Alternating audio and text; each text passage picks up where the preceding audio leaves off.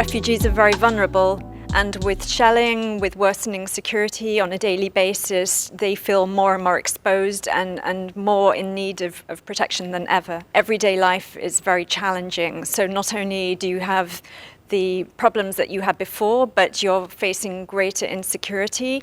Many refugees have told us recently that they've been forced to leave places that they've been renting for housing to make way for Libyans who've also been displaced due to the conflict.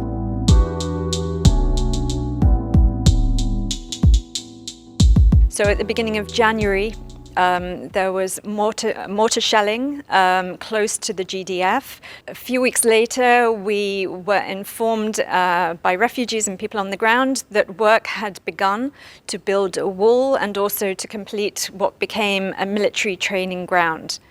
We wrote letters to the government and had interventions, again re-emphasizing the need for the civilian nature of the facility to be respected.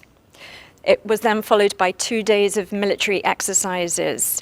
And in an environment where the conflict is worsening day by day, we felt we had no option but to announce we would suspend operations at the facility because it meant that the area was becoming a military target, and this was endangering the safety and security not only of refugees and asylum seekers, but of UNHCR staff and our partners working there.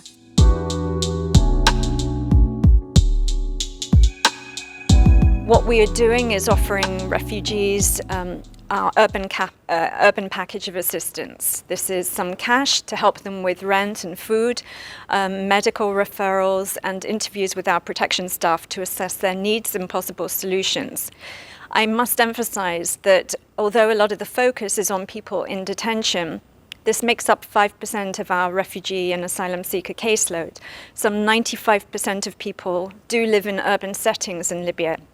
They rent housing, they're able to work. We're not undermining the fact that daily life is extremely challenging and difficult. We acknowledge that what we can do on the ground is limited, but we try to provide the best we can. We continue to provide registration for refugees so that it gives them an identity. It means that they are a person in need of assistance and protection. We will try to assist them as best as we can.